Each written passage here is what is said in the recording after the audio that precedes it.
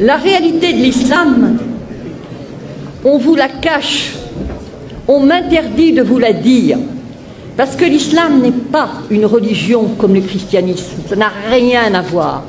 L'islam est une religion de la loi, l'islam est un droit religieux. Et donc, ce droit religieux prend l'homme depuis le berceau jusqu'à la tombe et dans tous les aspects de sa vie. Que ce soit pour aller aux toilettes, comment faire pour aller aux toilettes, comment faire pour conclure un contrat, comment faire pour faire la prière. Et ça, le chrétien ne peut pas le comprendre. C'est ça la loi islamique. Le chrétien, quand il fait la prière, il est là dans son lit. « Oh Seigneur, faites que je réussisse mon examen. Au nom du Père. » Ah, peut-être il fait le signe de la croix, mais quand il fait froid, il a les mains en dessous de la couverture. Mais pas pour le musulman. Le musulman doit se lever, le musulman doit se laver, le musulman doit prendre un tapis de prière. Le musulman ne fait pas la prière n'importe comment, n'importe quand, n'importe où. Et c'est ça la différence. Il ne jeûne pas quand ça lui plaît, il ne fait pas le pèlerinage à la Mecque quand ça lui sied. Non, non, non. Tout comportement obéit à une règle, et toute règle est une règle de comportement. Et donc, ce qui se passe, c'est que les musulmans sont super piégés, super coincés.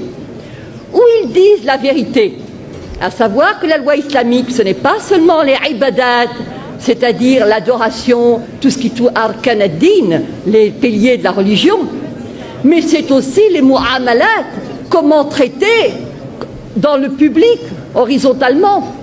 Alors ils choisissent de mentir pour ne pas être en quelque sorte jetés dehors. Ils choisissent de mentir qu'il y a un droit pénal, c'est-à-dire que, en fin de compte, la femme adultère est punie de 100 coups de fouet dans le Coran et que nulle indulgence ne vous prenne en leur faveur. Dit bien le Coran, le Coran. Et le prophète, sallallahu alayhi wa sallam, le prophète a demandé que la femme adultère soit lapidée. Une femme qui avait péché est venue voir le prophète. Elle a dit « j'ai péché ». Moi je me suis dit « oh là là, l'histoire va devenir fantastique ». Non, pas du tout. Elle attendait un enfant.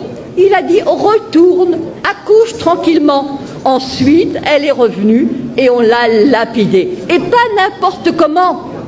Avec des pierres pas trop grosses, elle serait tuée d'un seul coup. Non, des pierres de grosseur moyenne. La même chose quand on va aux toilettes, pas des pierres coupantes pour se couper l'anus, bien sûr que non. C'est-à-dire que si vous voulez, tout est réglementé. La femme adultère, fouettée, après 100 coups de fouet bien donnés, vous ressortez en capillotade. Hein. L'apostasie est punie de mort.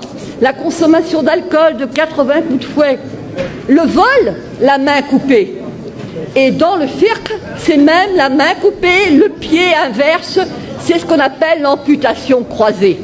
Alors les musulmans, parce que ça fait partie de leurs droits religieux, choisissent de dire non, non, non, non, non, non, nous sommes comme les chrétiens.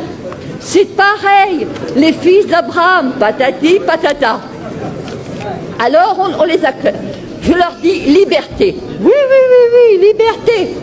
Je leur pose la question. Est-ce que le musulman peut, est-ce que la musulmane peut épouser un non-musulman? Est-ce que le musulman peut se convertir à une autre religion? Est-ce que le musulman peut être athée? Est-ce que le musulman peut être homosexuel? Est-ce que le musulman peut même être célibataire? Car le célibataire est de la pire espèce. Et oui. Est-ce que, pas de monachisme en islam? Alors je ne vous dis pas les curés, les moines, enfin les curés on ne sait pas, mais les moines en tout cas, ils passeraient un mauvais quart d'heure. Et la religion catholique, c'est l'horreur, l'abomination. Ils disent trois. C'est considéré comme un trithéisme. Donc, ils seraient zigouillés. Et quant à la messe, alors là, la messe boit le pain transformé en corps du Christ, mais c'est de l'anthropophagie pour eux. Et boire du vin. C'est-à-dire que tout est quelque chose, horreur, horreur, horreur. ce sont des mushrikoun, des associateurs, et c'est najas. Najas, c'est-à-dire impureté, saleté, cochonnerie. Alors, liberté, laissez-moi rire, il n'y en a pas. Mais alors, puisque de toute façon le musulman obéit à des règles, il est encerclé, emprisonné, on ne peut pas faire n'importe quoi, on entre dans les toilettes du pied gauche, on mange de la main droite, on ne mange pas n'importe quoi, on ne mange pas n'importe comment. C'est le rôle des fatwas qui vous dit, s'il vous plaît, comment on fait?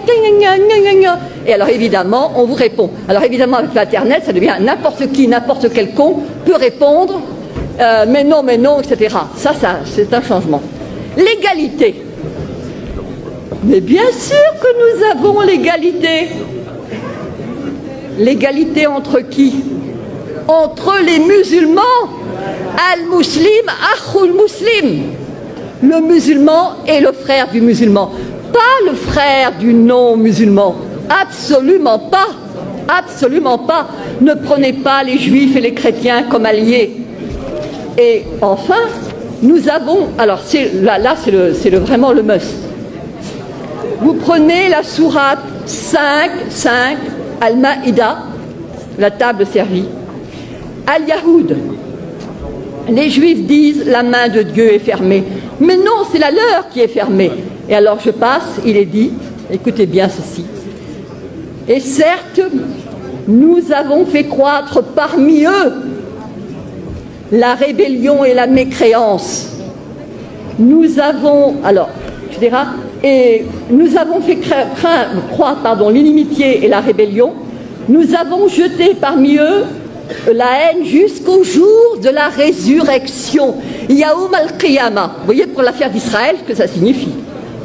Ensuite, il est dit, ce sont les Juifs qui allument la guerre. Ce sont les Juifs qui allument les guerres. Et c'est Dieu qui l'éteint. Et rappelez-vous, il y a eu une fatwa, il y avait eu des émeutes en banlieue, et monsieur Malek Chabel, musulman modéré, a écrit, mais il n'y a pas de guerre sainte en islam. C'est-à-dire, il a dit, en fin de compte, ce sont... il a cité de manière très habile que ce n'était pas les musulmans qui allument les guerres. Et tous ceux qui connaissaient le Coran ont compris. Parce que c'est sûr. Mais bien sûr que le problème... Alors, je me suis adressée au recteur de la mosquée de Paris, le charmant Dalil Boubaker. Je lui ai dit, comment trouvez-vous la première sourate du Coran? Il a dit, c'est le paternoster chrétien. J'ai envie de lui dire, alors crétin, le paternoster, alors commençons. Au nom de Dieu, le clément, le miséricordieux, etc. C'est toi que nous adorons. Iyyaka na'budu wa iyyaka nasta'in. Ihdina sirat al-mustaqim. Donc guide-nous dans la voie droite. Et alors là commence le suspense. La voie de ceux à qui tu as accordé tes faveurs. Sirat al-ladhin, voilà, an'amta alayhim. Donc c'est la voie de ceux pour lesquels tu as été généreux. Sirat, alors, Ghayr mardoubi alayhim, la voie de ceux contre qui tu n'es pas en colère. Walad dallin, et ceux qui ne sont pas égarés. Alors moi j'avais apporté un commentaire. Pardon. Vous voulez... Non. Donc j'avais apporté un commentaire et j'ai dit devant tout le monde, évidemment, là vous ne comprenez rien, mais il y a le commentaire qui explique et que tous les musulmans pieux connaissent. Alors je regarde. Quels sont ceux à qui Dieu a accordé ses faveurs? Alors je vois al-Muslimoun ou al-Anbiya, donc les musulmans, les prophètes. Quels sont ceux contre qui Dieu est en colère?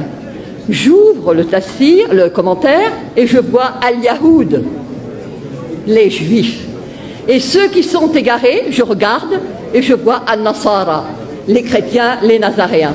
Et je dis, c'est ça votre sourate première, le paternoster, et nos curés cons qui font du dialogue islamo-crétin.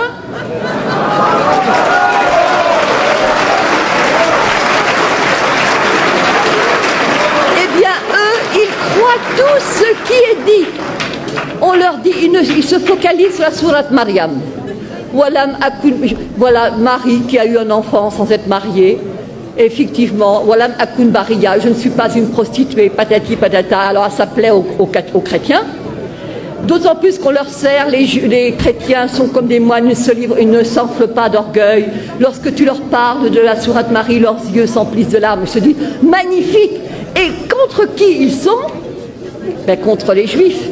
Les Juifs qui, pour eux, Marie n'est pas la mère de Dieu, pour eux, bon, Jésus n'est pas le... Alors, il y a, par rapport à la communauté juive, un danger immense contre lequel je me bats depuis 5 ans.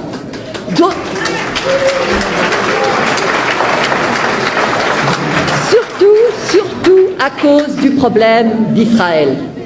Les gens qui combattent contre les Israéliens ne sont pas des gens du XXIe siècle. Ce sont des gens qui se rappellent qu'il a été dit qu'au jour du jugement dernier, les Juifs se cacheront derrière une pierre, derrière un arbre, que la pierre elle-même et l'arbre diront, il y a un Juif derrière, tue-le. Alors comment laisser ces non-assistance à peuple en danger? Oui, bien sûr. Donc je dirais, l'islam n'est pas ce qu'on vous enseigne, l'islam n'est pas ce qu'on vous dit. L'islam est dangereux parce qu'il n'y a pas d'égalité, pas de liberté, pas de fraternité, pas de possibilité de s'en sortir.